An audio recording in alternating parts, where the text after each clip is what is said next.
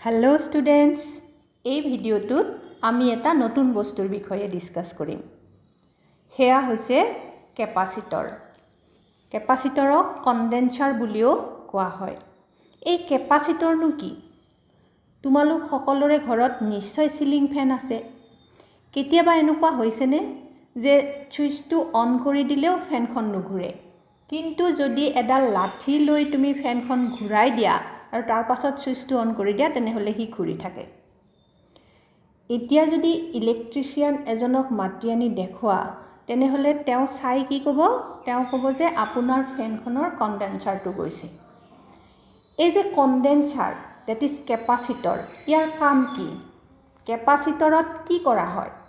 কেপাচিটৰত basically energy store কৰা হয়। কেপাচিটৰটোৰ ভিতৰত ইলেক্ট্ৰিক ফিল্ডত এই এনাৰ্জি ষ্ট'ৰ হৈ থাকে। গতিকে এক্সটাৰ্নেল চাৰ্কিটৰ লগত কানেক্ট কৰি দিলে ই চাৰ্কিটত কাৰেণ্ট পঠাব পাৰে। ফেনখনৰ ষ্টাৰ্টিঙৰ সময়ত কি হয়? তাৰ মটৰটো ৰৈ আছে, গতিকে তাৰ এটা ষ্টেটিক ফ্ৰিকশ্যন আছে। এই ষ্টেটিক ফ্ৰিকশ্যনটো অভাৰকাম কৰিবৰ কাৰণে তাক এটা টৰ্কৰ দৰকাৰ হয়, আৰু সেই টৰ্কটো ক্ৰিয়েট কৰিবলৈ এটা হিউজ এমাউণ্ট অফ কাৰেণ্টৰ প্ৰয়োজন হয়। আৰু এই কাৰেণ্টখিনি কোনে যোগান ধৰে? কেপাচিটৰটোৱে যোগান ধৰে। ছুইচটো অন কৰাৰ লগে লগে তোমাৰ কি হয়? কেপাচিটৰটো চাৰ্জ হৈ যায় আৰু সি কি কৰে? কাৰেণ্টটো চাৰ্কিটটোত যোগান ধৰে। ফলত এই হিউজ এমাউণ্টৰ কাৰেণ্টটো পোৱাৰ ফলত কি হয়? তাত টৰ্কটো ক্ৰিয়েট হয় আৰু টৰ্কটোৱে মটৰটো ঘূৰায়। এবাৰ ষ্টেটিক ফ্ৰিকশ্যনটো অভাৰকাম কৰি ঘূৰিবলৈ ষ্টাৰ্ট কৰাৰ পিছত তাক আৰু এক্সট্ৰা কাৰেণ্টৰ প্ৰয়োজন নহয় আৰু তাত কণ্ডেনচাৰটোৰো একো কাম নাথাকে, সি ঘূৰি থাকিব পাৰে। এই এক্সাম্পলটোৰ পৰা আমি এটা কথাই গম পালোঁ যে কেপাচিটৰ হৈছে এনেকুৱা এটা এৰেঞ্জমেণ্ট য'ত এনাৰ্জি ষ্ট'ৰ কৰি ৰাখিব পাৰি। এতিয়া এই কেপাচিটৰ ডিফাৰেণ্ট টাইপৰ থাকে। Parallel plate capacitor, cylindrical capacitor, spherical capacitor. Capacitor যেনেকুৱাই নহওক কিয়, ইয়াত মেইনলি দুখন ছাৰফেচ থাকে। এই ছাৰফেচ দুখনৰ শ্বেপৰ ওপৰত ডিপেণ্ড কৰি তাক এই নামবিলাক দিয়া হৈছে। যদি ছাৰফেচ দুখন প্লেন ছাৰফেচ হয় তেন্তে তাক কি নাম দিয়া হয়? Parallel plate capacitor. এইখন দেখিছা তোমালোকে? Parallel plate capacitor. ইয়াত দুখন প্লেট আছে, প্লেন শ্বীট দুখন। আৰু যদি কি হয়? ছাৰফেচ দুখনৰ শ্বেপ কি হয়? যদি চিলিণ্ড্ৰিকেল হয় ইয়াৰ নিচিনা, তেতিয়াহ'লে তাক চিলিণ্ড্ৰিকেল কেপাচিটৰ বুলি কোৱা হয়। যদি ছাৰফেচ দুখনৰ শ্বেপ স্ফেৰিকেল হয়, ইয়াত আমি যিটো দেখিছোঁ স্ফেৰিকেল, এই স্ফেৰিকেল হ'লে তাক স্ফেৰিকেল কেপাচিটৰ বুলি কোৱা হয়। গতিকে আমি গম পালোঁ যে ছাৰফেচৰ শ্বেপৰ ওপৰত ডিপেণ্ড কৰি আমি parallel plate capacitor, cylindrical capacitor আৰু স্ফেৰিকেল কেপাচিটৰ পাব পাৰোঁ। এতিয়া কেপাচিটৰ এটা চাৰ্জ কেনেকৈ কৰা হয়? কেনেকৈ চাৰ্জ কৰা হয়? তাৰ কাৰণে মই ছবি এটা আঁকিছোঁ। প্ৰথমতে ধৰা আমি পেৰেলেল প্লেট কেপাচিটৰ এটা লওঁ।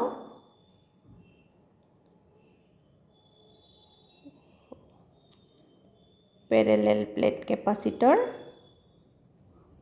ড্ৰ কৰিছোঁ মই এইখন প্লেট।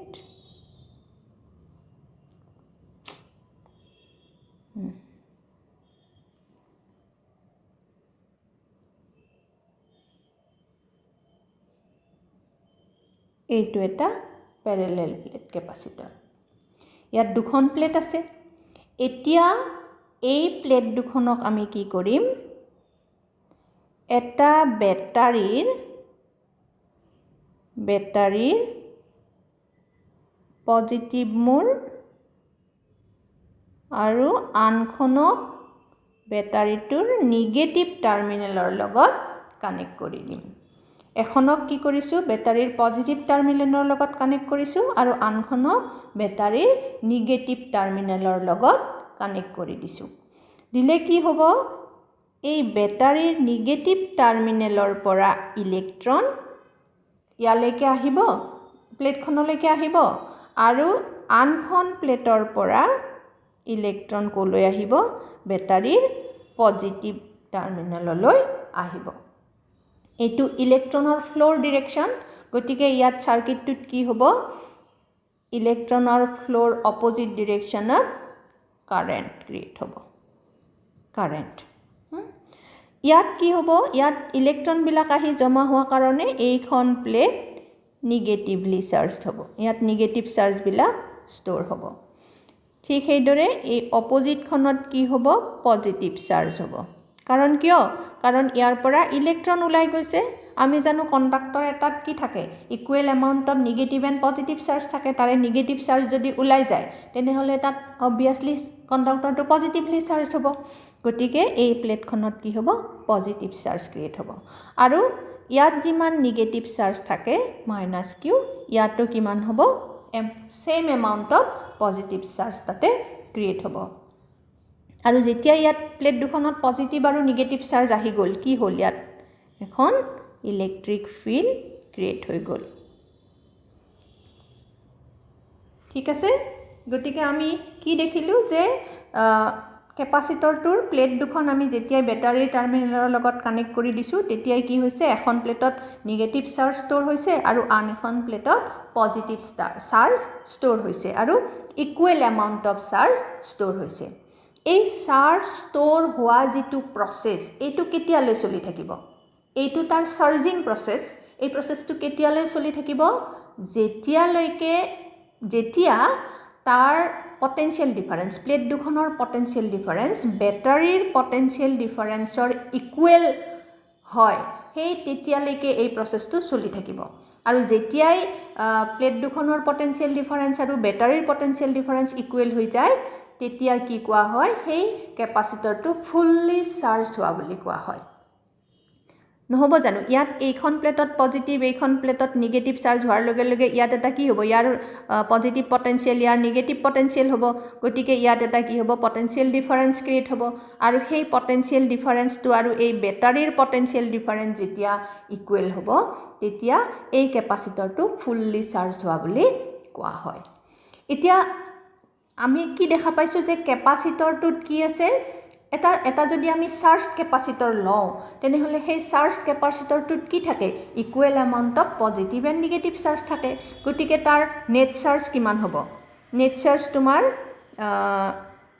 +q + -q = 0 হ'ব তাৰমানে এই কেপাচিটৰটোত নেট চাৰ্জ কি নেট চাৰ্জ 0 সেইকাৰণে কেপাচিটৰ এটাত আমি চাৰ্জ ষ্ট'ৰ কৰা বুলি কোৱাতকৈ আমি এনাৰ্জি ষ্ট'ৰ কৰা বুলি ক'ব পাৰোঁ এইটো হৈছে তাৰ চাৰ্জিং প্ৰচেছ এতিয়া যদি এই চাৰ্জ কেপাচিটৰটো এটা এক্সটাৰ্নেল চাৰ্কিটত কানেক্ট কৰি দিয়া হয় তেন্তে কি হ'ব ধৰি ল'লোঁ ইয়াক আমি এটা লোড ৰেজিষ্টেন্সৰ লগত কানেক্ট কৰিলোঁ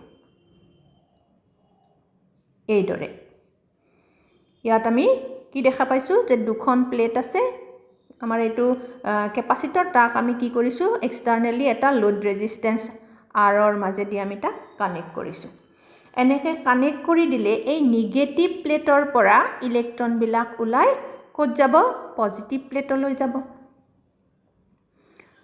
আৰু নিগেটিভ প্লেটৰ পৰা ইলেক্ট্ৰন পজিটিভ প্লেটলৈ গ'ল গতিকে ইলেক্ট্ৰনৰ ডিৰেকশ্যন এইপিনে হ'ল আৰু তাৰ অপোজিট ডিৰেকশ্যনত কি হ'ব কাৰেন্ট হ'ব তাৰ মানে তাত কাৰেন্টটো positive plate to negative plate এটা কাৰেন্ট হ'ব যিটো কাৰেন্ট লোড ৰেজিষ্টেন্সটোৰ মাজেদি পাছ হ'ব ঠিক আছে এতিয়া ইয়াৰ পৰা ইলেক্ট্ৰন ওলাই যোৱাৰ লগে লগে কি হ'ল এইখন প্লেটৰ পৰা ইলেক্ট্ৰন ওলাই গ'ল আৰু ইলেক্ট্ৰন ওলাই গ'ল যোৱাৰ লগে লগে ইয়াৰ ইলেক্ট্ৰন কমি গ'ল তাৰ মানে তাৰ যিটো নিগেটিভ পটেনশিয়েল আছিল সেইটো ডিক্ৰিজ হ'ল এতিয়া এই ইলেক্ট্ৰনবিলাক ক'লৈ আহিছে এইখন প্লেটলৈ আহিছে ইয়াত আহি সোমোৱাৰ লগে লগে সিহঁতে যেতিয়া এই ইলেক্ট্ৰনবোৰ সোমাব তেতিয়া কি হ'ব সিহঁতে এই পজিটিভ চাৰ্জৰ লগত লগ হ'ব গতিকে তাৰ পজিটিভ চাৰ্জটো কমি যাব হয়নে নহয় তাৰ মানে ইয়াৰ পজিটিভ পটেনশিয়েল ডিক্ৰিজ হ'ব, ইয়াৰ নিগেটিভ পটেনশিয়েল ডিক্ৰিজ হ'ব। এজ এ ৰিজাল্ট কি হ'ব, তাৰ যিটো পটেনশিয়েল ডিফাৰেঞ্চ প্লেট দুখনৰ সেইটো লাহে লাহে ডিক্ৰিজ হ'বলৈ আৰম্ভ কৰিব আৰু তাৰ প্লেট দুখনৰ চাৰ্জো লাহে লাহে কমিবলৈ আৰম্ভ কৰিব। এই যিটো প্ৰচেছ সেইটো তাৰ ডিসচাৰ্জিং প্ৰচেছ। তাৰমানে যদি আমি চাৰ্জ কেপাচিটৰ এটা এক্সটাৰ্নেল সাৰ্কিটত কানেক্ট কৰোঁ তেনেহ'লে সি এক্সটাৰ্নেল সাৰ্কিটত কাৰেণ্ট পঠাব আৰু নিজে কি হ'ব, ডিসচাৰ্জ হ'ব। এতিয়া তোমালোকে নিশ্চয় বুজি পাইছা যে কেপাচিটৰ এটা কি বস্তু, তাত কি কৰা হয়, তাক কেনেকৈ চাৰ্জ কৰা হয়, কেনেকৈ সি ডিসচাৰ্জ হয়, এই গোটেইখিনি কথা তোমালোকে নিশ্চয় বুজি পাইছা। আই হোপ ক্লিয়াৰ হৈছে তোমালোকৰ এইখিনি কথা। এতিয়া আমি কণ্ডাক্টৰৰ এটা বেলেগ প্ৰপাৰ্টি পঢ়িম কি, কেপাচিটৰ বা কণ্ডাক্টৰৰ সেইটো হ'ল কেপাচিটেন্স। কেপাচিটেন্স কি? গতিকে তোমাৰ কেপাচিটেন্স বুজিবৰ কাৰণে আমি এটা এক্সাম্পল লওঁ। ধৰা তোমাৰ হাতত দুটা বাকেট আছে, এটা সৰু বাকেট আৰু এটা ডাঙৰ বাকেট। ইয়াত ৰেড যিটো বাকেট সেইটো সৰু আৰু গ্ৰীণ যিটো বাকেট সেইটো ডাঙৰ বাকেট। এতিয়া এই দুইটা বাকেটতে ইকুৱেল হেইট ধৰা হ'ল 30 চেণ্টিমিটাৰ হেইট হ'লৈ আমি কি কৰিম, তাত ৱাটাৰ ফিল কৰিম বাকেট দুটাত। গতিকে আমি প্ৰথমতে এইটোত ৱাটাৰ ভৰালোঁ, এইটোতো ভৰালোঁ। এইটোত কিমান ধৰিব, 30 চেণ্টিমিটাৰলৈকে হেইটটো উঠিবৰ কাৰণে, ৱাটাৰৰ হেইটটো উঠিবৰ কাৰণে ধৰা হ'ল ইয়াত তোমাৰ 3 লিটাৰ পানী লাগে আৰু ডাঙৰটোত তোমাৰ লাগে 6 লিটাৰ, সেই একেই হেইট 30 চেণ্টিমিটাৰ হেইট হ'লে উঠিবলৈ। গতিকে আমি যদি কওঁ যে সৰু যিটো বাকেট আছে সেই বাকেটটোত ইউনিট হেইট হ'লৈ পানী ভৰাবলৈ, ইউনিট হেইট কি হ'ব, ইয়াত আমি চেণ্টিমিটাৰত কৈছোঁ, গতিকে 1 চেণ্টিমিটাৰ হেইট হ'লৈ পানী ভৰাবলৈ কিমান পানীৰ আমাৰ প্ৰয়োজন হ'ব, কিমান পানী লাগিব, আমাৰ 30 চেণ্টিমিটাৰত 3 লিটাৰ ধৰিছে, গতিকে 1 চেণ্টিমিটাৰত আমাৰ ধৰিব 3/30 litre per centimetre, this is equal to 0.1 litre per centimetre. তাৰমানে সৰু বাকেটটোত ইউনিট হেইট হ'লৈ পানী ভৰাবলৈ আমাক 0.1 লিটাৰ পাৰ চেণ্টিমিটাৰ, মানে 1 লিটাৰ পানী লাগে। আৰু ডাঙৰ যিটো বাকেট আছে তাত কিমান ধৰিব, তাত 6/30, দিছ ইজ ইকুৱেল টু তোমাৰ কিমান হ'ল 0.2।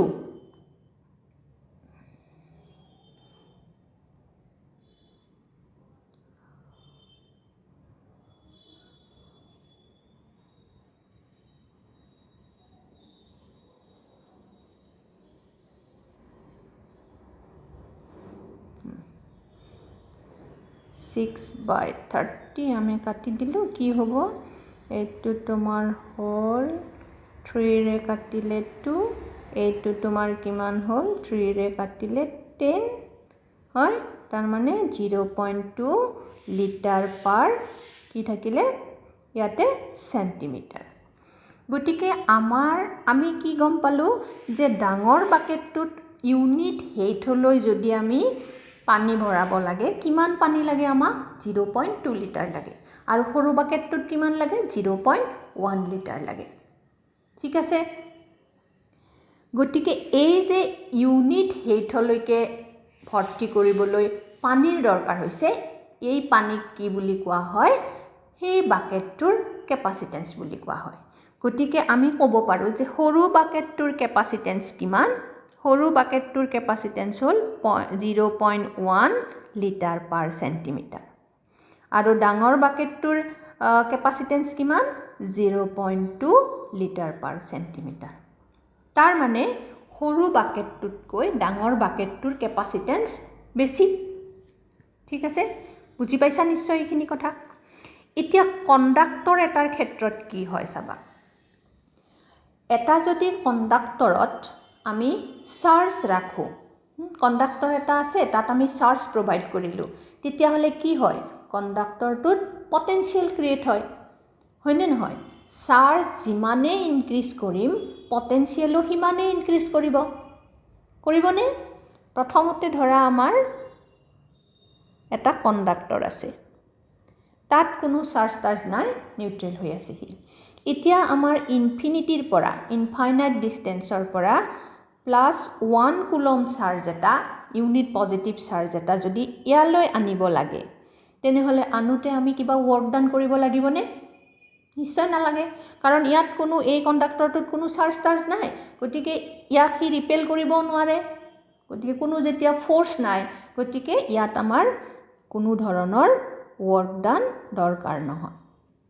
গতিকে তাৰমানে চাৰ্জ নথকা অৱস্থাত এই যিটো কণ্ডাক্টৰ, ইয়াত পটেনচিয়েল কি? 0। এতিয়া ইয়াত আমি কি কৰিলোঁ? চাৰ্জ দিলোঁ, ধৰা সেয়া চাৰ্জ দিলোঁ, দিয়াৰ লগে লগে এই চাৰ্জখিনিয়ে কি কৰিব?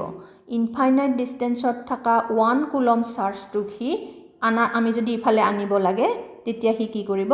ৰিপেল কৰিব, আৰু আমি সেই ৰিপালচিভ ফ'ৰ্চৰ এগেইনষ্টত কাম কৰি তাক আনিব লাগিব। এই গোটেইখিনি কথা আমি পটেনচিয়েল পঢ়োঁতে ডিছকাছ কৰিছোঁ সেইটো ভিডিঅ'ত, তোমালোকে সেইটো ভিডিঅ' চোৱা নাই যদি চাই ল'বা।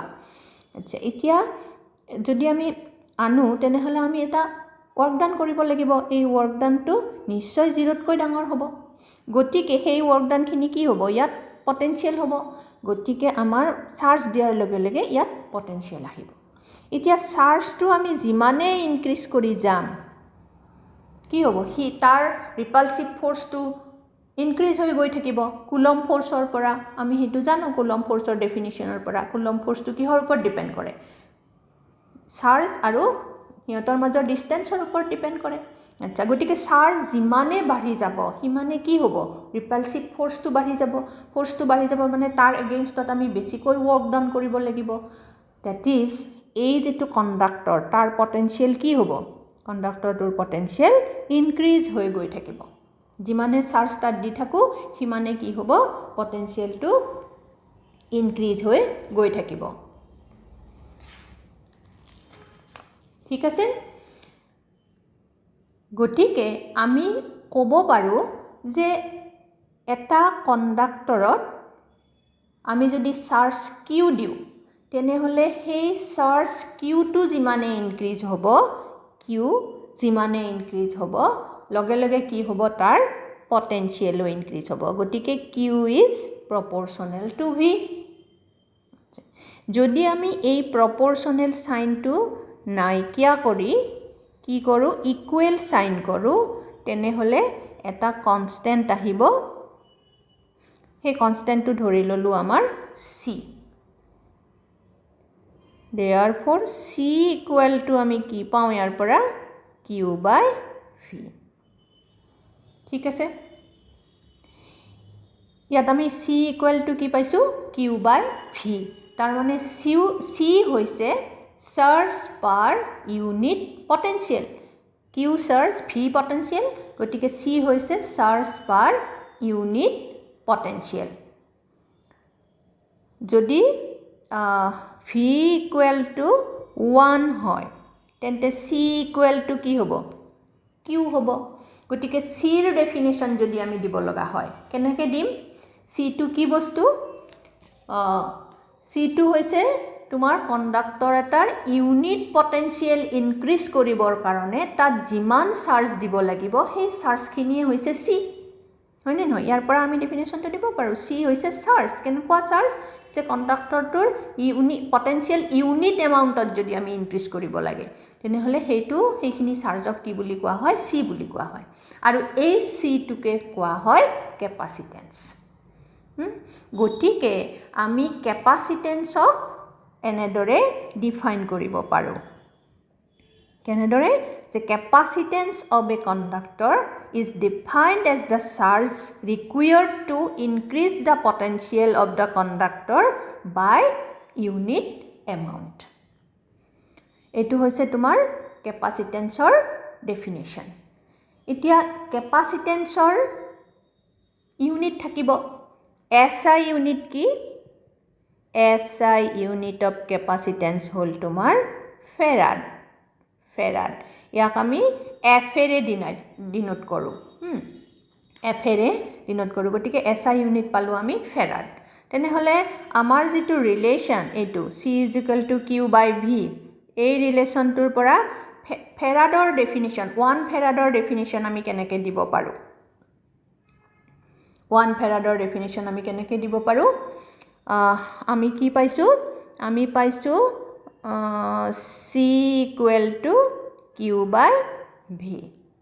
ঠিক আছে যদি C কি হ'ব লাগে 1 SI ইউনিট অৰ্থাৎ 1 ফেৰাড হ'ব লাগে তেনেহ'লে Q কি হ'ব 1 SI ইউনিট Qৰ SI ইউনিট কিমান Qৰ SI ইউনিট হ'ল 1 কুলম আৰু তোমাৰ V 1 SI ইউনিট তাৰ মানে কি 1 ভোল্ট দ্যাট ইজ আমি কি পালোঁ 1 ফেৰাড = 1 কুলম ডিভাইডেড বাই 1 ভোল্ট গতিকে ফেৰাডৰ ডেফিনিশ্যনটো আমি কেনেকৈ দিব পাৰোঁ আমি দিব পাৰোঁ the capacitance of a conductor is 1 farad if the potential of that conductor is increased by 1 volt ketia when 1 coulomb of charge is added to it ঠিক আছে আচ্ছা এই যেটো